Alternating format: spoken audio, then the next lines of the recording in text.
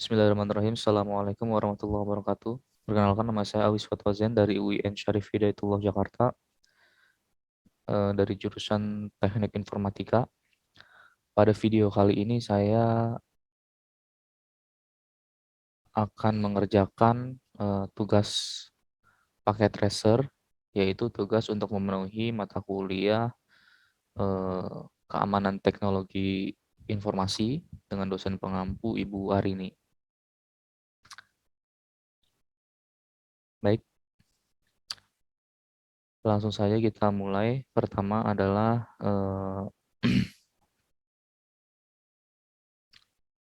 kita buka terlebih dahulu file yang telah di-download dari Google Classroom, dari tugas yang diberikan. Kemudian saya akan mulai mengerjakan eh, paket tracer 1.5.3.5, yaitu yang judulnya adalah Creating a Cyber World. Kita klik aja, nanti dia akan mengarahkan ke aplikasi paket tracer, Cisco paket tracer. Ini sedang membuka aplikasi.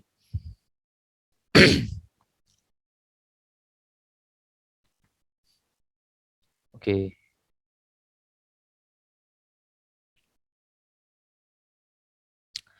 tampilan pertama aplikasi Cisco Packet Tracer adalah seperti ini. Kita Ini adalah perintah yang diberikan. Kemudian ini adalah yang nanti kita kerjakan. Ini kita split dulu menjadi dua layarnya. Kemudian ini kita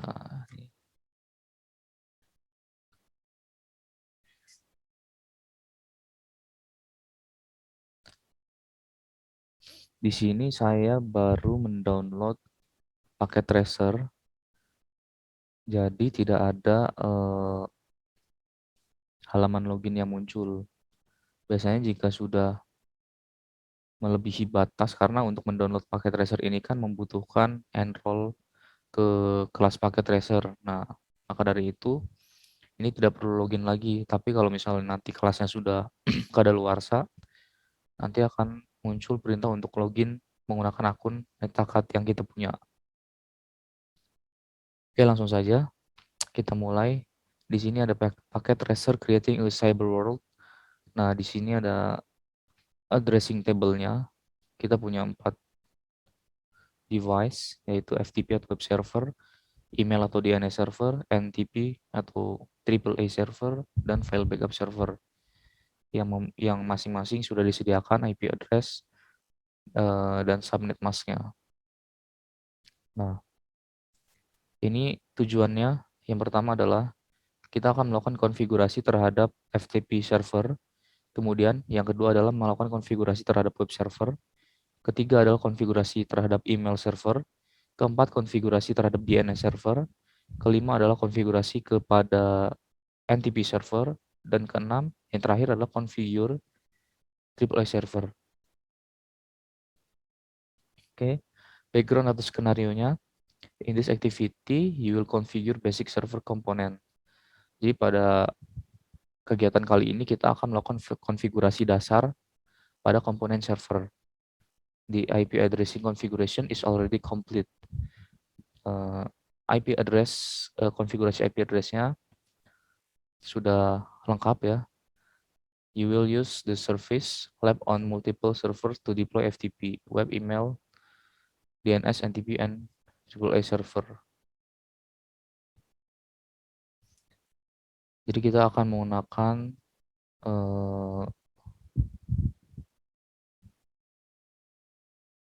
multiple server ya.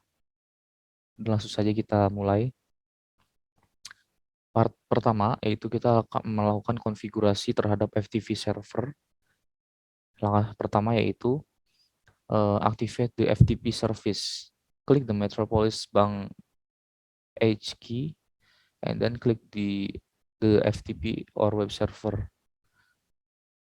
Ini Metropolis Bank ya di sini. Lalu klik FTP atau web server. ini ya, FTP atau web server ini. Ini kita kecilkan, bisa nggak ya? Oh, bisa. Ini adalah FTP atau web server, kita klik. Selanjutnya adalah klik service tab, service ya. Kemudian klik FTP.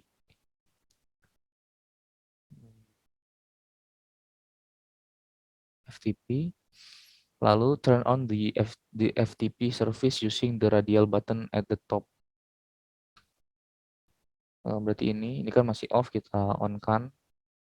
Klik on. Kemudian step 2-nya adalah allow user access to the FTP server. Create user account names of Bob, Mary, and Mike, each with the password of Cisco 123 ya. Each user account should have full permission on the FTP or web server. Ini ya, di sini kita add usernya, namanya Bob. Namanya Bob. Passwordnya adalah Cisco 123. Permissionnya kita full. Berarti full read, write, terus delete, rename, list. Selanjutnya kita add. Kemudian selanjutnya Mary. Passwordnya Cisco 123 juga. Ininya full ya. Aksesnya full juga. Kemudian Mike. Cisco. Kemudian aksesnya juga full.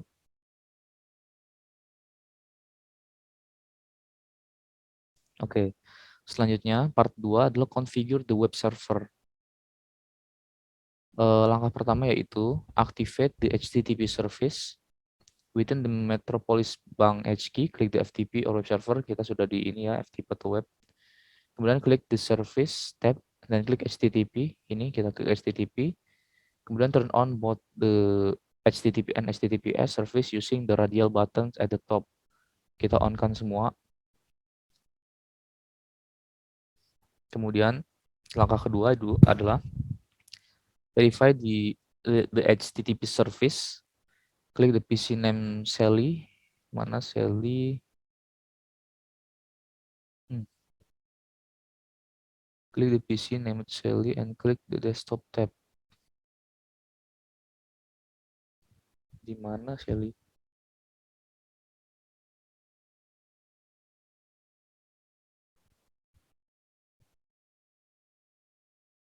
Ini file name.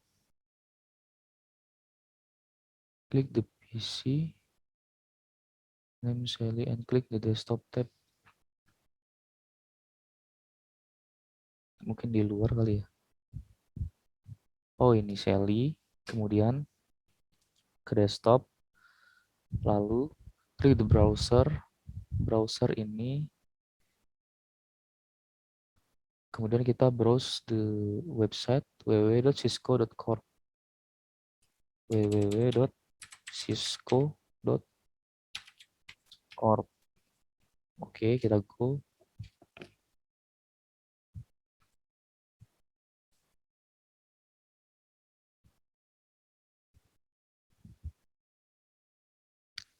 Kok nggak muncul ya?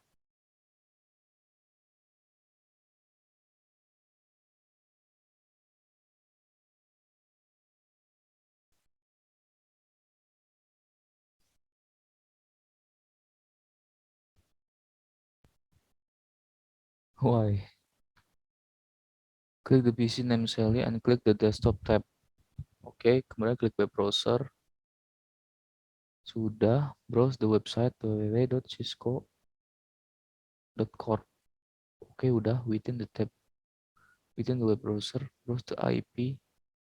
Apakah bisa ditambah tabnya?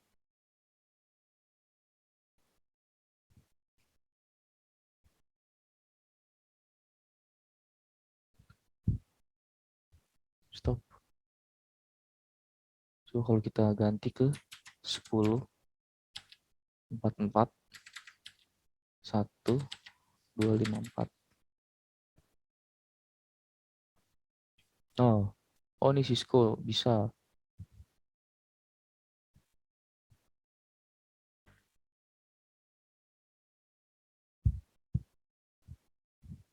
Oh,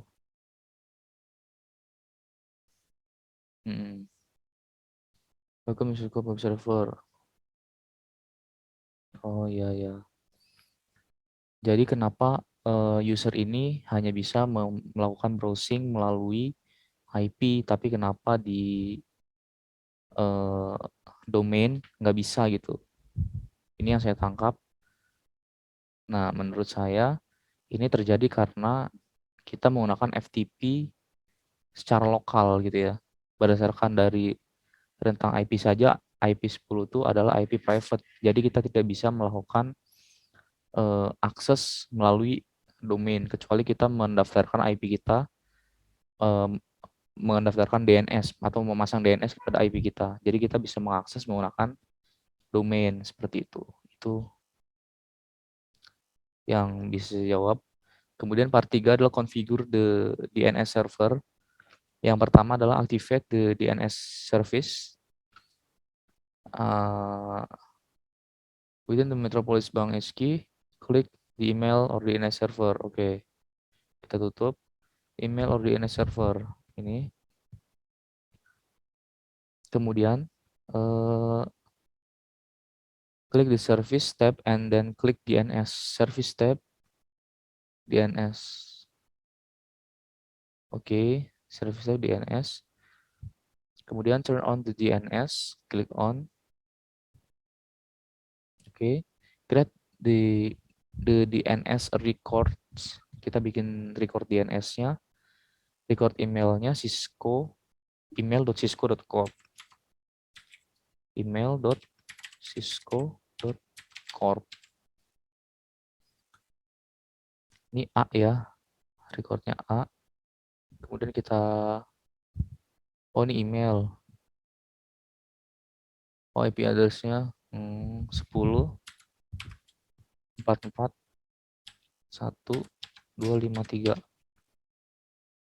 Klik add to save the record. Oke, kemudian kita create A record lagi, yaitu www.cisco.corp. A record juga, IP-nya 10.44.1.254. Oke, klik add to save the record. Oh, jadi tadi saya agak salah juga, berarti ini tuh bukan karena menggunakan IP private ya. Jadi IP private tidak berpengaruh. Yang berpengaruh adalah tadi kita belum menambahkan DNS atau domain name system, sehingga si browser tidak mengenali ketika kita masukkan www.cisco.corp itu tidak akan diarahkan kepada IP yang bersangkutan gitu. Jadi DNS itu bisa dipasang di FTP, ibaratnya seperti teman-teman atau yang menonton di video ini punya WiFi. Terus WiFi biasanya itu adalah ada grafik user interface untuk melakukan setting gitu ya, untuk menyeting WiFi-nya. Itu biasanya ada yang menggunakan domain, ada yang menggunakan IP address gitu. Gitu. Contohnya adalah misalnya router TP-Link, misalnya router Huawei itu kalau dari provider IndiHome adalah ada yang IP-nya itu untuk masuk ke graphic user interface atau GUI-nya itu adalah 192.168.100.1. Nah, ada juga yang router-router yang bisa tinggal colok langsung bisa digunakan tanpa tanpa routing dan sebagainya, tanpa konfigurasi seperti MikroTik. Nah, ini ada router kayak router tenda gitu ya, atau XL Go, saya punya XL Go gitu ya. Untuk masuk ke GUI-nya tidak perlu menuliskan IP address, tapi tinggal klik di URL-nya xl.go atau xl.go. Nanti akan langsung redirect ke alamat IP private di modem kita, seperti itu. Oke, lanjut. Kemudian langkah ketiga adalah verify the DNS service. Klik the PC name Sally. Kita ke Sally lagi. Terus klik desktop. Udah. Web browser lagi. Terus kita browse cisco.corp tadi ya. www.cisco.corp. Kita go. Nah, akhirnya sudah bisa. Bisa karena kita sudah melakukan apa namanya? Oh, ini ada pertanyaannya ternyata. Why is the user able to browser to an FQDN? Gitu ya. Kenapa user ini bisa mengakses pakai DNS ini sekarang? Ya pakai domain. Kenapa user bisa mengakses melalui domain? Ya karena tadi kita telah menambahkan DNS gitu kan. Jadi si IP yang kita miliki, IP private yang kita miliki itu akan ditranslasikan atau ditranslate itu menjadi sebuah DNS agar lebih mudah diingat dan diakses gitu. Kita ke part 4, yaitu adalah configure the email server. Kita akan melakukan konfigurasi terhadap email server. Yang pertama adalah activate the email service. Pada masih di sini Metropolis Bank Edge Key gitu ya. Klik email or DNS. Oke. Kemudian klik the service tab and then click on email. Service tab, email. Oke. Lalu turn on both the SMTP and POP3. SMTP-nya kita on, POP3-nya on. Kemudian create email accounts for user. Create the domain name of cisco.corp di sini ya. Cisco.corp itu. Kemudian kita set usernya apa nih? Oh, banyak ya. Fill passwordnya apa? Cisco 123. Cisco 123. Tambah. Kemudian Sally Cisco 123. Kemudian Bob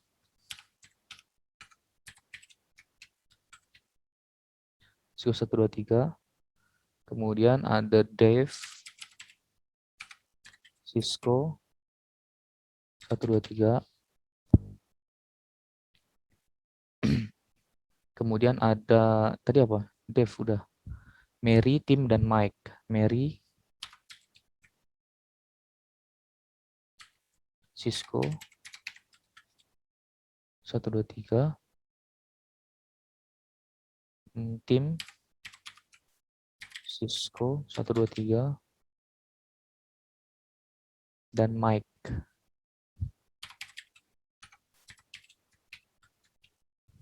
Cisco 123. Oke. Selanjutnya adalah configure user email client. Klik the PC yang bernama Sally. Oke, kita ke desktop. Terus kita klik email and enter the following information. Mana email? Mana email? Where are you email? Oh ini. Enter the following information. Name-nya Sally. Sally. Kemudian email address-nya sally@cisco.corp. Oke.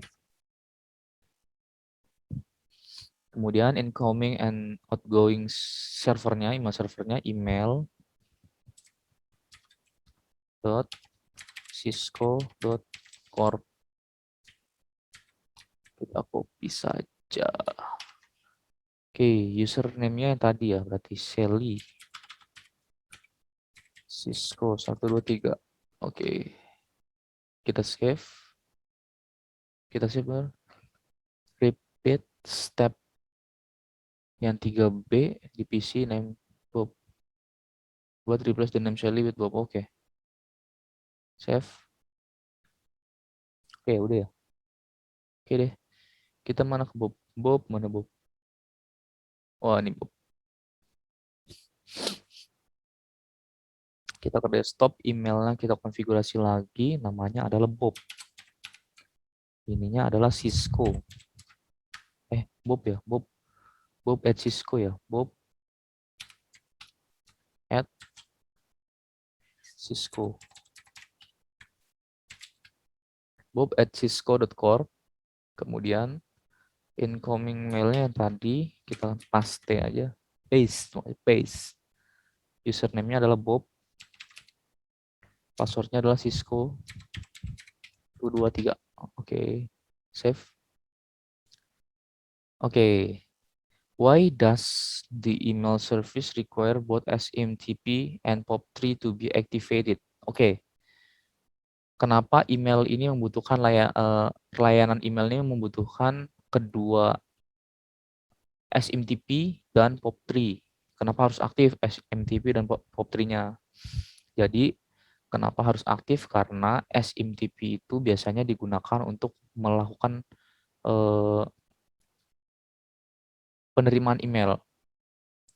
Jadi ketika kita menerima email itu menggunakan layanan SMTP, namanya SMTP.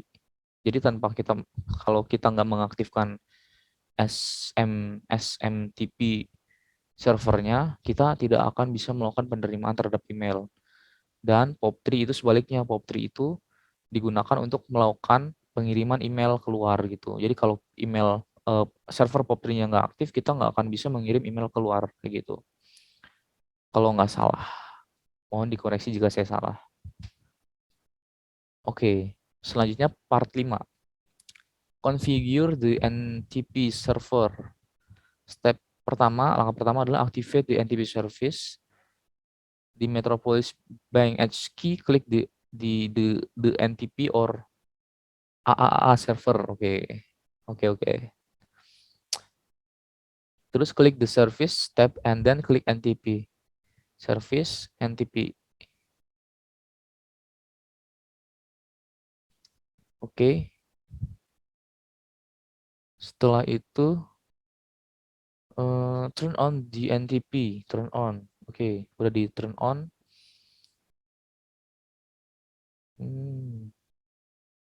Oke. Secure the NTP service. Enable the NTP authentication feature using the radial button. Enable. Kemudian configure key1 dengan password. Key1 nih. Passwordnya adalah Cisco 123. Cisco 123. Oke. Kemudian configure AAA servernya. Activate the AAA service. Oke. With the Microsoft Bank SQ. Oke. Salah ya? Bener nggak sih? Oh, oke, bener. Kita on. Klik service tab and then klik AAA. Oke, udah. Oke. Turn on the udah. Terus configure the AAA network configuration. Configure the client name HK router. Oke, HK router.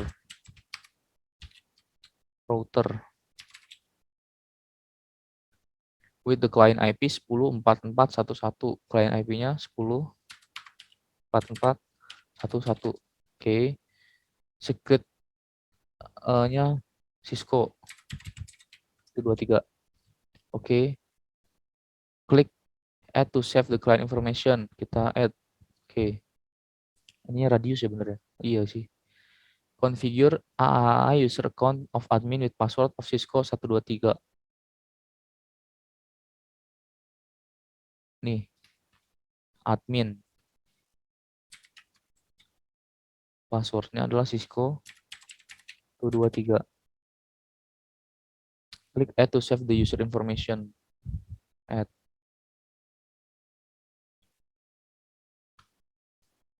Oke.